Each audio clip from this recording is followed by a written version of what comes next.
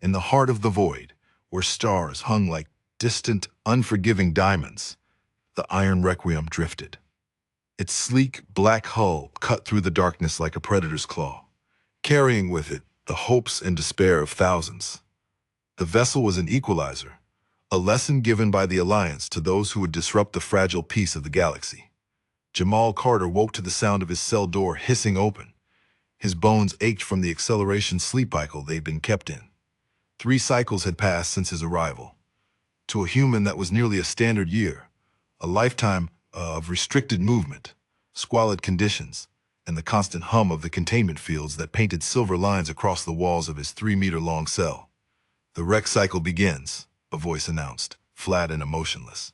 It was the standard ship conduction system, a daily reminder of their captivity. Jamal pulled himself up, stretching the kinks from his back. "It's another day in paradise," he muttered to himself. Stepping out of his cell, Jamal joined the slow, shuffling line that moved down the narrow corridor. The warmth of the prison suits, necessary in the frigid environment of the vessel, felt suffocating today. He wriggled his envoy's shoulders, trying to loosen the fabric that seemed to weigh a ton around him. The first squads came from Vexus, a race of 4-armed insects who stood about 1.5 meters tall. They were organized, methodical, and utterly alien in their body language. Next came the Lyran delegates, tall humans whose arrogance ran deeper than the sea. Beyond them were the Synthesians, biomechanical beings of clicking metal and organic tissue, and the Mofascians, crystalline beings from the gas giant of Cetus 4. A human woman named Elenity walked beside him. "Heard any news from the bridge?" "Nope," Jamal said, his voice low. "The officer in the mess said we're approaching another system, probably for supplies. Or for deposits," Elena replied grimly. Brochure Jamal was serving a 25-cycle sentence for piracy and illegal weapons trafficking across Alliance space. In Earth terms, 12 human years. An eternity for a species with lifespans that barely scraped 3 centuries. Even if he served his time and was released, he'd be almost 60, a grandfather in human terms. His old crew was likely dead or imprisoned.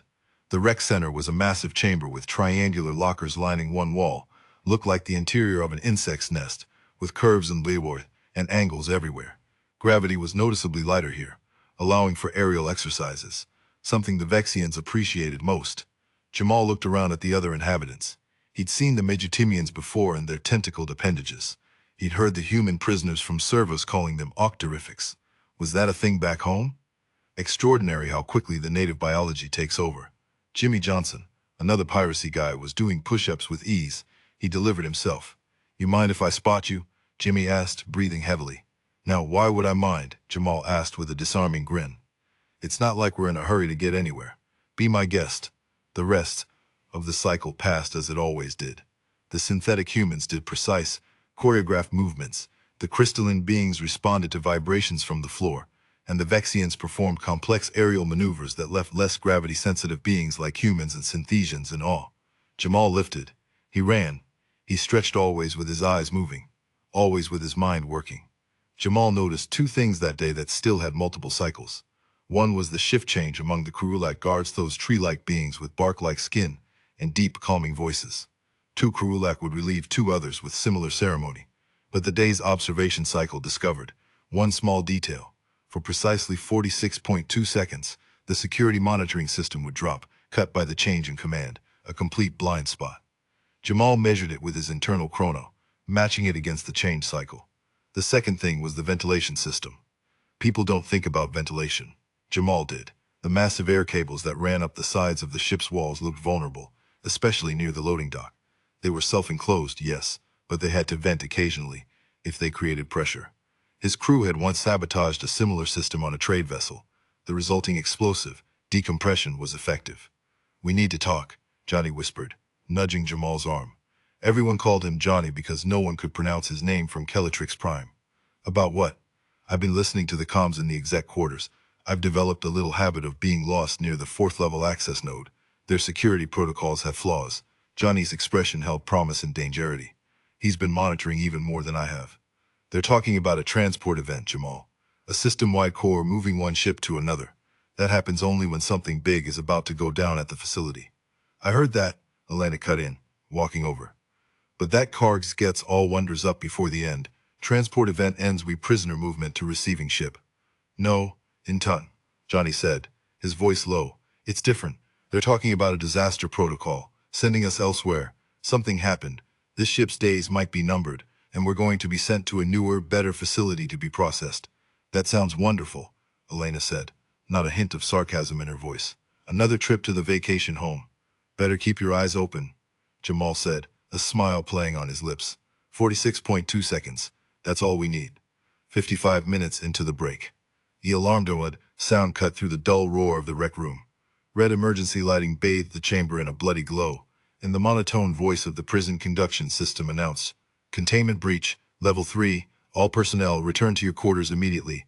Repeat, return to your quarters." It was a standard alarm for the containment we're about to break. "Now?" Johnny asked, his ruby eyes wide. "Now," Jamal confirmed. "Go, now." They ran. One of the Mofassian prisoners screamed a staccato warning in their native tongue, but no alarm went off. The moment the Krulak guards were distracted, running for the central hub, they seized their chance. "Johnny," Jamal panted. "The ventilation port. Get the team there. Opening access panel Delta 7. The Calatrician nodded and led Elena and a few other trusted humans toward the vent system, while Jamal headed for the secondary weapons cache he'd located during his rec hours. The small, hidden compartment behind the scorekeeper station that contained emergency rashers and restraint tools. Johnny and his team moved with practiced precision. Elena crawled beside him, her fingers finding the overrides. "You got it?" Jimmy Johnson asked, watching. "Give me a sec," Elena muttered, her brow furrowing as she worked against the security lock. Destructive entrance in task the coordinator away. The swing off flaw in chemo announced. With a hiss of released pressure, the grate popped free. 46.2 seconds, Johnny reminded them. They moved swiftly into the vent system as Johan and the others headed toward the weapons stash on the other side of the room. Jamal's watch was running. 1 hour, 10 minutes into the break. "They've contained the breach," Karg said, his voice rumbling like distant thunder. The massive Krulak guard stood in the command center, his bark-like skin shifting through colors. The simulation code for his station was lit up with green light, but his eyes were on the central podium where the captain outlined the herding for fraud. "Damage. Human males from the third deck. They've overridden the containment field on Section 6. Captain Jaxa, a synthesician with chrome plating and organic fibers, turned towards Karg. They usually didn't speak directly to the guards, but today was different. It was intentional, Jaxa stated flatly. They planned this. Access to the emergency system's overrides on Deck 4 would have given them control of the primary containment system for a whole section. The female from the human delegation is unaccounted for, Karg observed, his deep voice steady. And so is the male from the Calatrix patrol. The captain was quiet for a moment, then spoke. Again, her voice devoid of emotion. "Does old time could affect long-term maintenance or life support, but we can't make assumptions about a human's reasoning. Humans are in essence primates attacking with extremely advanced behavioral patterns more than anything," Karg replied. "They are noted for improvisation and reckless, desperate charges. They have a survival instinct that overrides all logic. They've processor failed. Those vents of a secondary cooling line to the power core," Jaxa said, tapping a series of commands into her podium. "If they breach the alignment shield and introduce air into the cooling line, the sudden pressure change could damage beings, the temperature regulators, and cause an overload. They know this?" Karg asked. "They believe they do," the captain corrected. "Our records on human psychology indicate a high probability of a self-destruct option being considered if the perceived cost is high enough in relation to a guaranteed outcome." Jaxa tapped more commands. "Admin force is to cut them off at the ventilation nodes. The containment force are to maintain station on Core 1. They are resourceful, but we have the advantage of having been patient for this exact scenario. Prepare portal breach protocol. We'll open lateral hull doors to create a temporary vacuum to rating. Draw them out. They will realize the mistake and surrender. Their lives are valuable property, even if they no longer see themselves as such." 3 hours 35 minutes into the break. Breach protocol animated. "They're lowering atmospheric pressure," Jamal yelled. "Hurry." "Johnny now." Johnny slipped a strange crystal dental piercing onto his tongue, humming softly.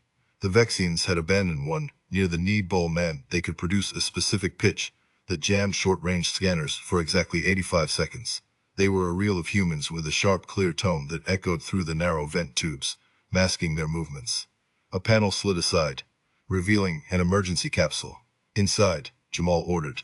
pulling their group inside and sealing the hatch just as the vent system they'd been standing in plummeted to near vacuum. The hull of the ship seemed to groan around them. Alarm bells echoed through their bones. Elena, her breathing heavy, stared through the viewport of the capsule. What now, Jamal? Now we find the Karulak. They're the only weak link. They value order, but they also value honor. And they're alone on this bucket. How so? They run the security systems, but they're the only one. I've watched them for 3 cycles, Jamal. While the synths run everything one else, the Karulak are the prisoners' keepers. They have autonomy, which means they have decision powers we can exploit. There's rumors about the Karulaks they have relating to council cycles, Elena said thoughtfully. The Horrocks violations. They were involved. If that's true, their honor has taken a beating for being part of a corrupt regime. They might be receptive to a change. We have to hope so, Jimmy said, his grip tightening on the capacitor rifle he'd taken from the armory. Because the synths gave their orders, and they're coming for us. 1 hour 52 minutes into the break. Sir, they've bypassed the first 3 panels, an officer reported, her voice frantic over the internal comms. Species human. Carter, Johnson, and the female human are in the emergency venegadians. Serve. He reads, Audio Kurion Trimi Sabigawich, Safels, and Etamaking Buns. Jamal Furielo. They can't get to the command deck, Karg said to the captain. He turned and addressed his officers. Sharp grid deployment. Lock down that shaft. Prepare to tag and subdue. The Karulak guards took position opposite the emergency airlock door, where Jamal gave his order to breach the vent system that leads to the command deck. The shift change was peaking. 46 planets 2 seconds. The Karulak needed intros. You're up. As they are sentient, they have a decision to make, now. Captain Jax's thought to Karg. Karno split off from the Johnson group and approached you from the rear. He's disarmed that segment of grid stay 1. Eliminate the guards and take command of the ventilation controls, Karg ordered. Tell the Johnson faction they have slower than the primary emergency airlock on the lower deck, 3rd quadrant. Escape there or be executed on sight. But sir, the soldier began. Execute my order, Karg thundered. I'll handle the human Carter. He originated around the command pod with Jamal.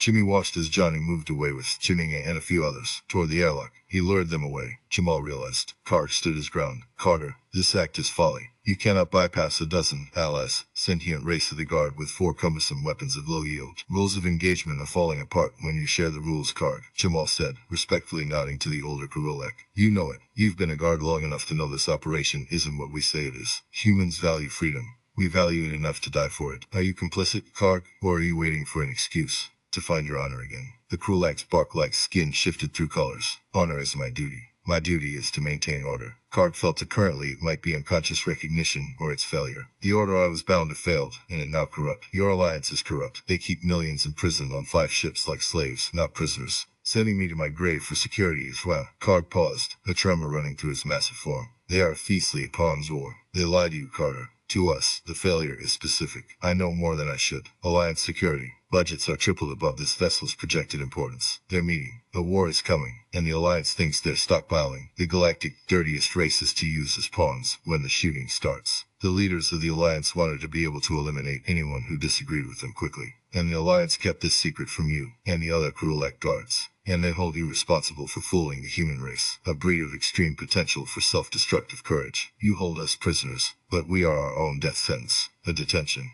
The Krulak would never stay slaves to that. No, Karg responded. They hold the keys to them on silencing our solidarity to a greater, darker pawn. The transports, Jamal said, the pieces falling into place in his mind. They're not moving prisoners to another facility. Those ships in the harbor are coming to pick up allies and take them to the front lines. We're the cannon fodder. Most logical. Calm. In identifying consent, leaned towards the control console, pouring a scan before he hit a secondary command key. Jamie withdrew his weapon. Restrain. We need to go down and meet the others, Jamal insisted. We can't allow this. We're not pawns. Karg turned. No. We will retreat to the hull and override the central containment control objective. It won't destroy the ship, but it will release all prisoners. We will lose everyone. The world, but you get yourself rid of, and they release your will to the unknown. Your ship, your orders, Jamal said, indicating the console. I traced the unique security breach on the ISS Krulak deck, Karg explained. The prison control officer and the ship's captain shall periodically bypass maintenance protocols. We will not find what the Krulaks are. Never. Their original mission is now lost. I will help you, human. But not to escape. They just into vacuous enormous. It started. We've contended, Jamal declared. Carr hit keys to bring up the apparatus. So, half an hour later, Sarah, Lena, and Johnny, with a Krulak guard that was allegedly a comrade, led 350 prisoners, now free from their cells, to the command deck airlock.